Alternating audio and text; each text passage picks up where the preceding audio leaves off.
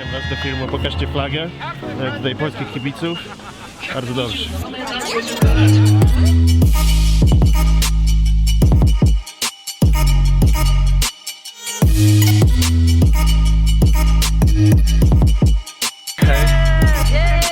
Wygramy dzisiaj!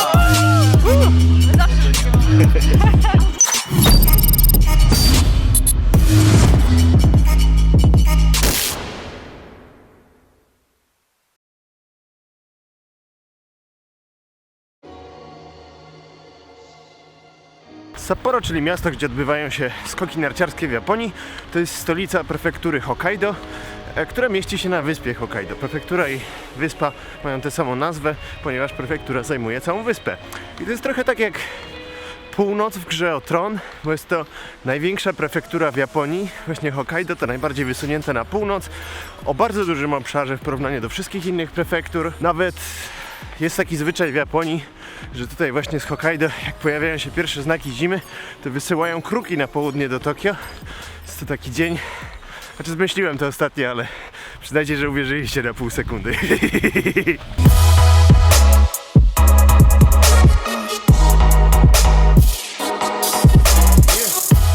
Tak naprawdę Sapporo to jest bardziej takie Zakopane niż Winterfell, ponieważ jest turystyczne w zimie. To jest taka japońska stolica zimy.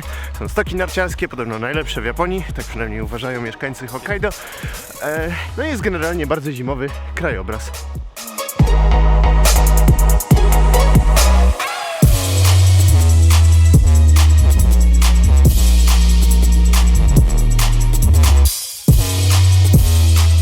Szedłem teraz przez park, który prowadzi do takiej głównej świątyni w Sapporo. Świątynia się nazywa Hokkaido również. No przepięknie tutaj jest, taki krajobraz, kurczę.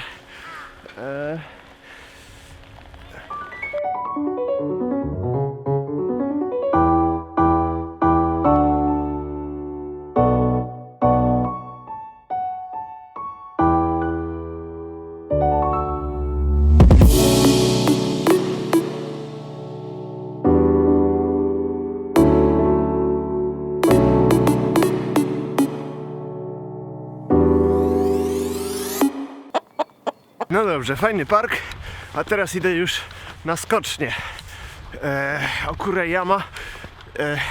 Podejdę sobie z buta, fajny spacerek przez zaśnieżone dróżki.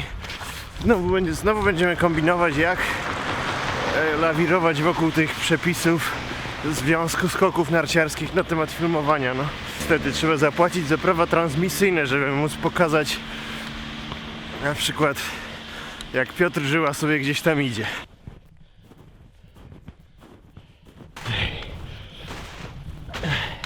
Tak, Krzysiu, znalazłeś sobie ścieżkę na skocznie, no.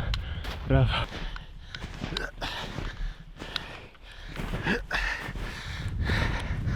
No, tak mówiłem, że te buty zakupiłem, to taki overkill na Sapporo. Jednak chyba nie do końca. Ciekawy jestem, czy ten ślad, po którym idę, to jest ktoś, kto wiedział, co robi.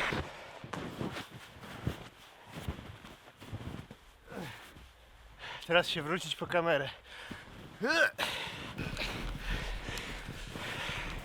O Jezu. Wspinaczka wysokogórska. No, znaleźli. Szukali z 10 minut, ale no. Widzicie, mam tutaj uprawnienia, żeby być jako media, tylko że no rozumiem, że to oni operują takim dość oldschoolowym podziałem. Albo jesteś fotografem, albo jesteś telewizją. Więc, no a telewizja to wiadomo, to są jakieś skomplikowane klimaty, więc mogę sobie robić zdjęcia dowoli.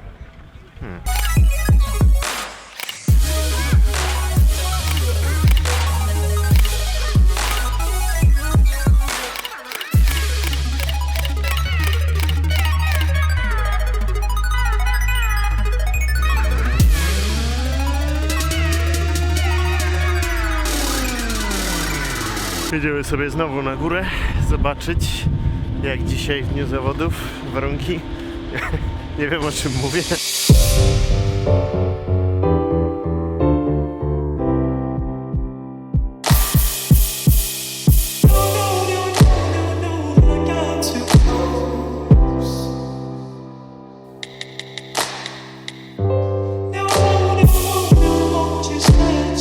wygląda rozbieg z bliska. Tu jest końcówka. I to jest podobno zamrożone, tak żeby się dobrze ślizgało.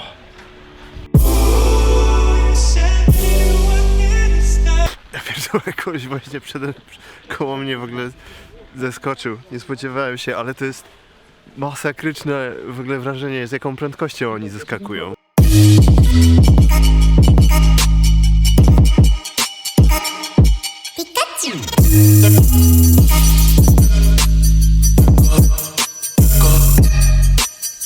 Jak skoczek zeskakuje. Nie wiedziałem, że to tak brzmi. To jest takie... Patrzcie, idę sobie. Trybuny są dosyć puste. Kurde, strasznie stromo tutaj jest w ogóle. Tego nie widać w nagraniu, ale jest no... Tutaj część tego materiału ilustrowana jest stopklatkami i zdjęciami zamiast wideo, no bo to jest jedyne, co możemy zrobić. Proszę was o zrozumienie. No, udało się. Zszedłem z całej skoczni. To jest taki mój mały sportowy wyczyn na dzisiaj, podczas kiedy ci ludzie tutaj ryzykują swoim życiem, skacząc po 120 metrów. No wiecie, ja lubię życie na krawędzi. Ja lubię życie na krawędzi.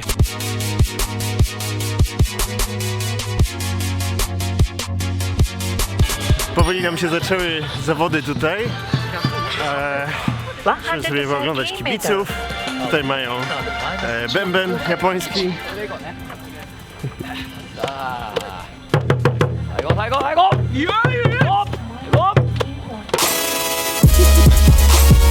Dobre, pomarańczowe.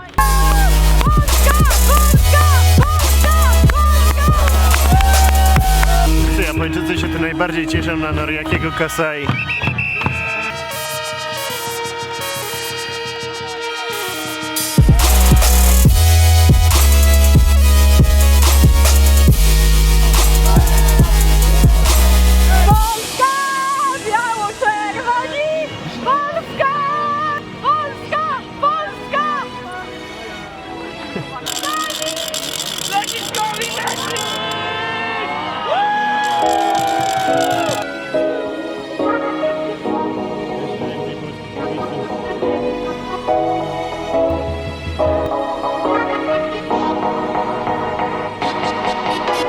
Często mnie przez lata ludzie pytali w komentarzach właśnie o popularność skoków narciarskich w Japonii, więc no tutaj macie najlepszy wskaźnik tego.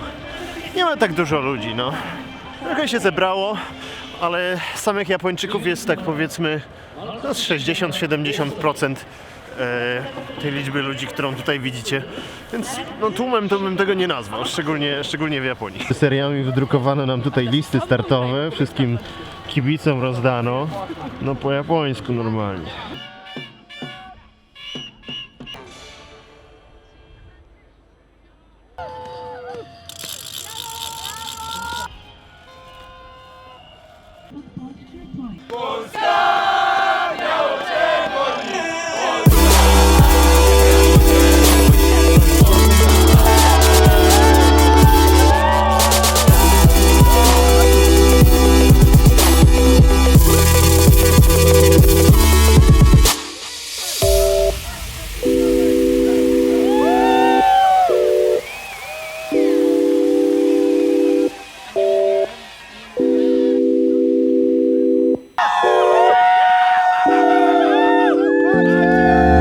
Nikt tutaj nie był przygotowany na remis, więc Słoweniec na razie dostał tylko kwiaty.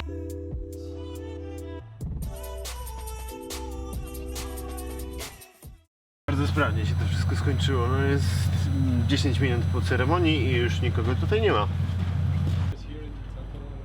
Już tutaj robi jednoosobową polską telewizję i w ogóle wszystkie polskie media jednocześnie. No, wyjątkowo. Troszkę strony, troszkę telewizji, troszkę wszystkiego.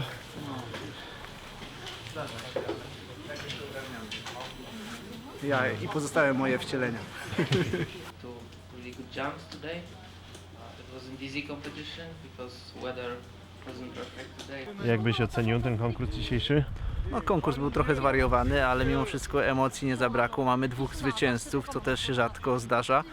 Jak zawsze w Sapporo trochę padało, trochę wiało, ale polskie zwycięstwo wspólne z Peterem Prełcem. Przede wszystkim pierwsze zwycięstwo Maćka Kota. To wszystko sprawia, że na pewno zapamiętamy ten konkurs i no nie ma co ukrywać, że dobre zawody. Mieliśmy też trzech zawodników w pierwszej dziesiątce.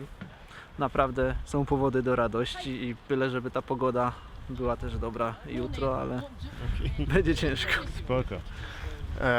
Jeszcze raz, Tadeusz, skijumping.pl. Jak chcecie poczytać sobie o skokach narciarskich, materiały z pierwszej ręki zewsząd, także Staramy się. zapraszamy. Dzięki. Dziękuję bardzo. Dzięki. No i dobrze, tak mniej więcej wygląda od zaplecza cały konkurs skoków narciarskich w Japonii. Mam nadzieję, że Wam się podobało. Teraz znowu czas przejść przez tę ciemność.